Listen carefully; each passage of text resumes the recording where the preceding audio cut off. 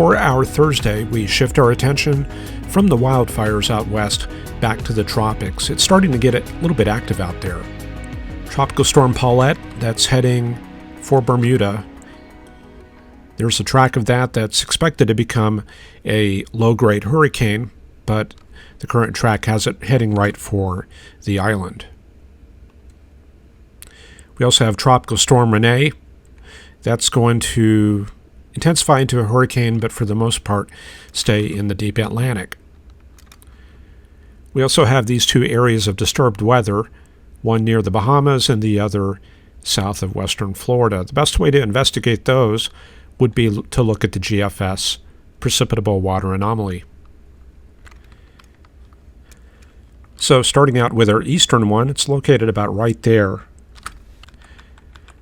We can see that area of disturbed weather crossing Florida around the 13th, around Sunday, and it's got a spiral pattern there. And this little disturbance heads into the central Gulf Coast and into Louisiana around Tuesday, and bringing with it a moisture surge into the central Gulf Coast area.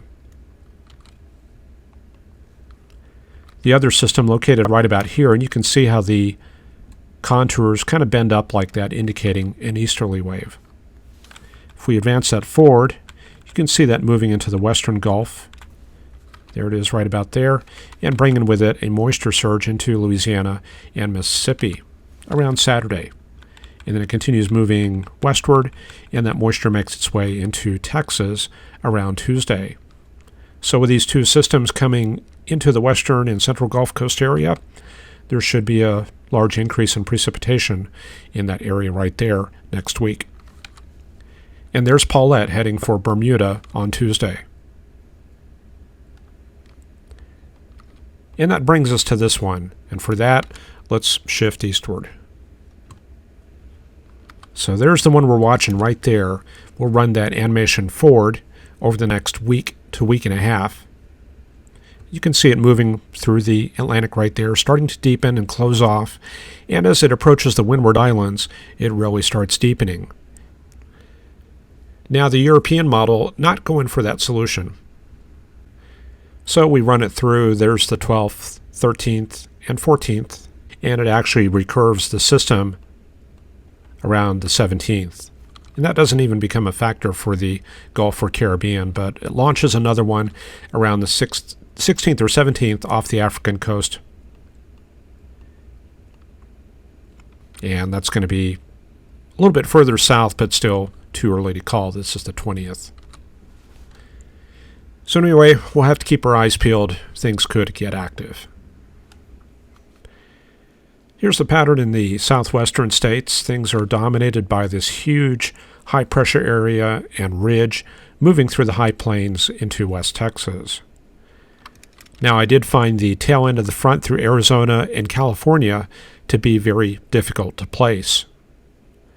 I think about the only way to do that is going to be to go to the GFS temperature anomaly.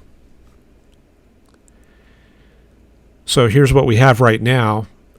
It's important to not worry too much about the higher elevations because they will be influenced by the steep lapse rates. So we see temperatures are at or above the normal seasonal temperatures through the LA Basin all the way up into the San Joaquin Valley. So to me, it looks like that front has stalled out in eastern Baja California, in the mountains east of Los Angeles, and through Mojave up to the Sierra Nevadas. So that's going to be about the tail end of the front. And back here, it looks like it is eroded due to strong heating up in the northwest. And you can also see the very far extent southward of the front. Looks like it's pushed southward through the higher terrain of northern Mexico. And we can bring that maybe all the way down like that there. So this has definitely had a major impact on places like Hermosillo, Chihuahua, and Monterey. Temperatures in West Texas, the middle of the afternoon, 40s with 47 there at Amarillo. That's going to be one of the coldest ones right there, not counting the mountainous region. And 66 there at DFW and 70 in San Antonio. Denver has warmed up to 50. And I don't know if you noticed, but on that satellite loop that we opened with, you could see the snow. Now we do have to do a quick check of the surface map to check for low clouds or fog, and it looks like there is a little bit around the Denver area. So with that in mind, let's take a quick look. So there's the satellite loop. The majority of what we're seeing out in this area is stratus. Now to find the snow, what we need to do is locate an area of bright white that is not moving and looks like it follows the terrain. Now, to be honest, most of everything I'm seeing east of the Front Range looks like stratus. There's nothing here that I think is actually snow. But I really don't think we can tell for sure, except up in the higher elevations right through there. That looks like clear skies and snow-capped mountains there. And we can see out to the northwest some towers going up, shearing over towards the northwest, which indicates the upper level low. And the instability is down to the southwest. So zooming that out, there's our upper level system and the main bear clinic zone well out to the west. I know that's probably a little bit hard to see, but if we switch over to the infrared, things become a little bit more clear. So out to the northwest, there's the comet cloud circulation right there, upper level low, in the Grand Junction area. And then out to the southeast is the Bear Clinic zone. So those have pretty much split up into two separate systems on satellite. The Pacific Northwest, still looking nice unless you're in Oregon or California. But I did take a look at those wildfires on the fire product, and it appears that they're not burning at the rate that we saw yesterday and the day before. That's some good news at least. The surface map showing just a dramatic recovery. Look at Alberta, that's where our air mass came from. I'm seeing 80s up there near Calgary, and the appearance of a lee-side trough. Why don't we check out the weather in Canada, see what's going on? Well, it looks like our warm air confined to kind of a small area. As we go north, we do see the colder air up in Northwest Territories and Nunavut, and doubtless in the weeks ahead we'll see more of that coming down south.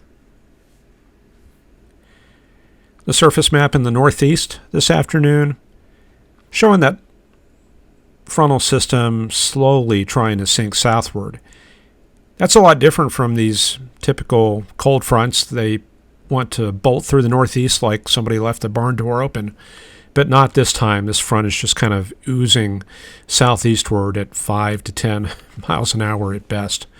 Out ahead of it, a lot of tropical air along the coast, so we're getting showers and hazy weather in places like Philadelphia, New York, and Boston. And it's kind of weird seeing temperatures at Boston hotter than West Texas, like Midland and Big Spring.